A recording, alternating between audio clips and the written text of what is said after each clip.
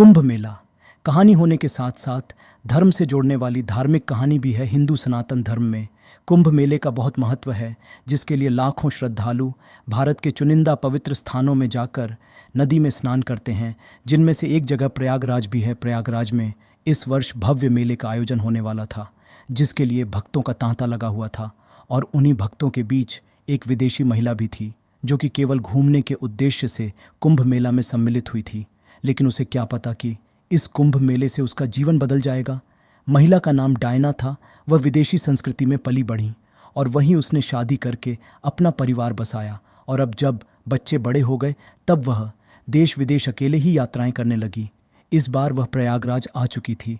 Diana ने प्रयागराज पहुंचने से पहले होटल में कमरा बुक कर दिया था, इसलिए पहुंचते ही उसे कमरा मिल जाता है। डायना नहाकर तैयार हो जाती है और होटल में नाश्ता करने के बाद अपना कैमरा लेकर कुंभ मेले में शामिल होने के लिए निकल पड़ती है।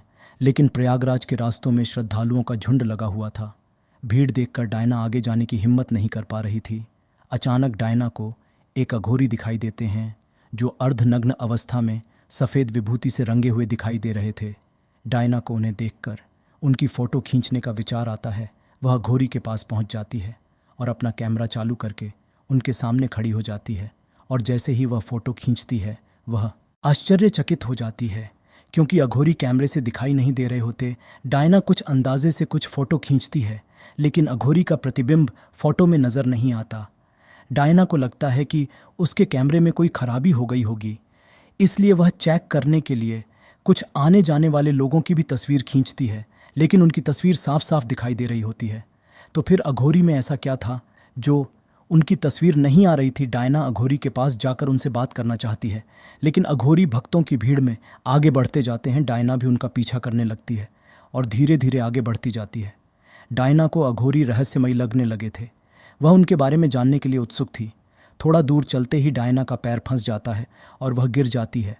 और जैसे ही उठकर खड़ी होती है तो देखती है कि अघोरी उसकी आंखों से ओझल हो चुके थे। उसे बहुत बुरा लगता है, क्योंकि उसने आज तक इतना रहस्यमयी इंसान नहीं देखा था। तभी डायना उसी दिशा में चारों तरफ देखते हुए आगे बढ़ती रहती है। कुंभ मेला अपना आकार बढ़ाते जा रहा था। श्रद्धालु नदी के घाटों में अपना डेरा जमा चुके थे। डायना भी संभलते हुए गंगा नदी के घाट पर आ जाती है। चारों तरफ लोग ही लोग दिखाई दे रहे थे, लेकिन डायना की नज़र तो सिर्फ अघोरी को ही ढूंढ रही थी। तभी किस्मत से डायना को अघोरी फिर से नज़र आते हैं, लेकिन वह नदी के दूसरी तरफ एक पत्थर पर बैठे हुए थे। डायना अपने बगल में खड़े एक व्यक्ति से अघोरी की तरफ इशारा करके कहती है कि वह बाबा वहाँ कैसे पहुँचे, लेकिन उस व्यक्ति को वहाँ कोई नज़र नहीं आ रहा था। वह डायना को अनसुना करके वहाँ से चला जाता है। डायना नदी के दूसरी तरफ जाना चाहती थी, इसलिए वह एक नाव को किराए पर लेती है और उस पर बैठकर नदी के दूसरे किनारे पहुँच जाती है और उसी पत्थर के पास पहुँच जाती है जहाँ अघोरी बैठे हुए थे। अघोरी ने अपनी आंखें बंद कर रखी थीं और ध्यान में मग्न थे। तभी डायना उनसे पूछती है, आप कौन हैं? आंखें खोलिए। अचानक अघोरी अपनी आंखें खोलते हैं और उन्हें देखते ही डायना डर जाती है, क्योंकि उनकी आंखें सुर्ख लाल दिखाई दे रही थीं। आंखों में खून उतरा हुआ था और भ्रिकुटी तनी हुई थी। अघोरी ऊंचे स्वर में कहते हैं, तुम यहाँ से चली जाओ। वह अघोरी से बात करना चाहती थी, लेकिन वह हिम्मत नहीं जुटा पा रही थी। डायना के दिमाग में अघोरी को जानने की उथल पुथल चल रही थी। अघोरी अपने क्रोधी बर्ताव से डायना को दहशत दे चुके थे। डायना अघोरी के सामने बैठ जाती है और कहती है, जब तक आप अपने बारे में कुछ नहीं बताएंगे, मैं यहाँ से नहीं जाऊँगी। डायना की तीव्र इच्छा की वजह से अघोरी का हृदय परिवर्तन हो जाता है और वह डायना के सर में हाथ रखकर पल भर में उसे अपने बारे में सब कुछ बता देते हैं। डायना आंखें खोलती हैं और वह शून्य हो जाती है। उसे अपनी ज़िंदगी की सभी बातें तुच्छ लगने लगती है। उसने जो जीवन जिया था वह किसी जानवर की तरह नज़र आने लगता है, क्योंकि डायना सत्य को समझ चुकी थी। डायन ने अघोरी की शक्ति से देख लिया था कि और भी खूबसूरत जीवन है जिससे हम वंचित हैं, और अब डायना भी वह पाना चाहती थी।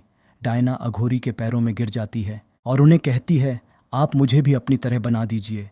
अघोरी कहते हैं, नामुमकिन, यह साधना महिलाओं के लिए नहीं है और इसमें अपने जीवन को त्याग कर सत्य के मार्ग को अपनाना पड़ता है, जिसमें सांसारिक जीवन से जुड़ी हुई विषय वस्तु से सारे रिश्ते खत्म करने होते हैं। क्या तुम इतना त्याग कर सकोगी? डायना मन बना चुकी थी कि वह अब अघोरी की तरह ही जीवन जिएगी। इसलिए वह पूरे आत्मविश्वास से अघोरी की शिष्या बनने को तैयार हो जाती है। अघोरी कोई इंसान नहीं बल्कि एक शक्ति थे। वह किसी भी तरह के वातावरण में रहने में सक्षम थे। लेकिन डायना तो एक साधारण महिला है, वह इनके साथ साधना करने योग्य नहीं थी।